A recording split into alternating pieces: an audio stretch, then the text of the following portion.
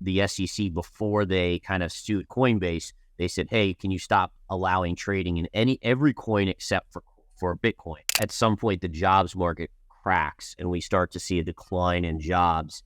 Unemployment starts to rise.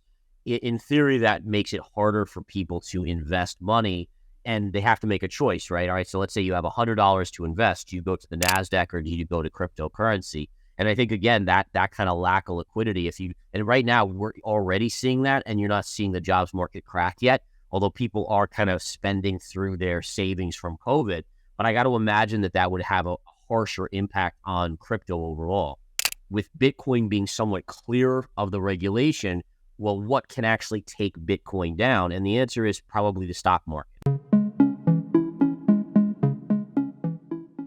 Hello and welcome to Crypto Street, where we bring you the latest and most intriguing stories from the world of cryptocurrencies. Now, let's begin our enlightening discussion with Gareth Soloway. We see the equity markets getting a little choppier. It seems like there's still this float up in the stock market at least, but it's a little bit harder to come by now. Like, for instance, today, and I'm just looking at some of my data over here, Meta's down 2, Microsoft's down $2.40, but, NVIDIA's up a little bit, Apple's up. So there's a little bit more of a mix, and I think that's probably also kind of along the lines of what you're saying here. I think Bitcoin and crypto in general is vulnerable, and specifically Bitcoin, because Bitcoin, again, we learned today that the SEC, before they kind of sued Coinbase, they said, hey, can you stop allowing trading in every coin except for Bitcoin?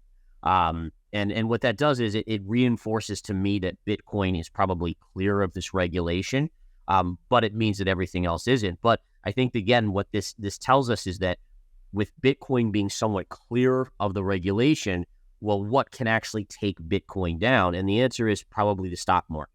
That's probably your only big factor, where if you get a panic sell-off or a recession, which causes, let's say, again, and in fact, let me share my screen again. I want to show people this because I think it's important to go to.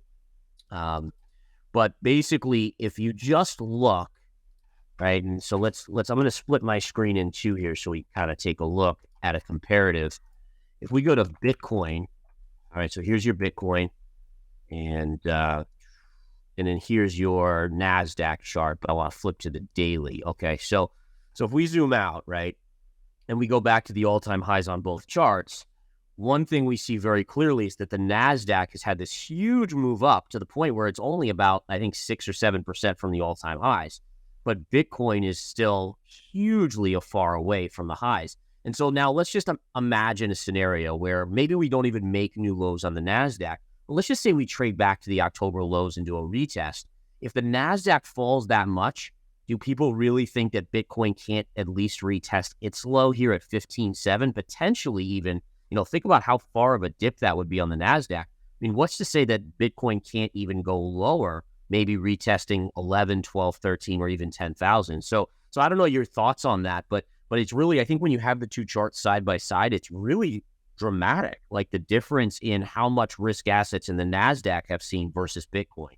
A lot of people are assuming that it's a one and done for rates. Like, eventually the Fed will start printing again, which I agree with, but it's a double-edged sword, right? Because if inflation hasn't come down as far as the Fed wants it, or as it was historically over the last 20 years, to me, when I look at this chart of the Fed funds rate, the first thing that jumps out to me is that this is the first time we're really making a higher high on the Fed funds rate since the 80s, right? And so if I look back to 1955, I wonder if is this us here? And then we do see that liquidity come, or that the Fed come in and lower rates. But does that then create a higher move in inflation that requires them to raise it again? And notice how you start to get these higher highs culminating. So a lot of people have been saying, oh, this is like the 70s and the 80s. Could this be more like 1955 or 1960? And maybe the next 20 years is actually going to be very problematic. Don't forget to join us as we continue to explore the unfolding events. Now, let's take a look at some recent developments in the cryptocurrency market. Then we turn back to Gareth Soloway. In a major legal development, the SEC has filed a lawsuit against Richard Hart and his companies, Hex, PulseChain, and PulseX, accusing them of a $1 billion unregistered securities violation. Coinbase, one of the leading cryptocurrency exchanges, has revealed that the SEC did not request them to delist any assets. The SEC's push to delist cryptocurrencies except for Bitcoin has sparked controversy and raised concerns among market participants. The SEC's relentless pursuit of unregistered securities violations continues, as they accuse Hex founder Richard Hart of committing a $1 billion violation. In a significant move, the U.S. House Financial Services Committee has passed 4 crypto bills, signaling Congress's assertiveness in designing a regulatory framework for the cryptocurrency industry. Meanwhile, Bitcoin users are benefiting from reduced on-chain fees, with costs diving below $1. Additionally, pending transactions have dropped, and miners are experiencing a reduction in difficulty. In the bustling world of cryptocurrency, GoFizen and Shirley has launched an exciting new crypto license service in El Salvador. Bitcoin Gold, BTG, gains 60% in one day. So if you look historically at charts like this, and then we could throw in our SMA, right? Here's our 200 moving average. It's very rare for a market, and this goes, by the way, for crypto. I'm sure you're aware of this in crypto, is that if you look at the distance, the furthest away that it gets from the 200, there's usually a maximum, right? It's kind of like, how far can Napoleon travel from his supply lines before things just fall apart and he's not able to continue? And that's ultimately what happened to him. And so I look at the moving averages as being very much the same. And we've had such a run here in the S&P. And if we go to the NASDAQ as well, kind of the same sort of thing is that we're now so extended. I mean, the NASDAQ 200 MA is at 12,000. We're at 14,338. And so even if let's say this is a new bull market in stocks, which I'm not a believer of yet, you still are going to get some sort of back test. You're going to get some sort of pullback, and it should be sooner than later. And the only other thing I would just throw out to everyone is this candle from I think it was Thursday. This big red candle here. All right, that is what's known as an engulfing reversal candle. And notice how engulfing, because it opened above anything in recent history and it closed basically below all these candles here. And as long as we don't take out the high, that's actually a short-term top signal on the S&P 500. Now, there's nothing that says it can't take out that high and then close above it to negate it.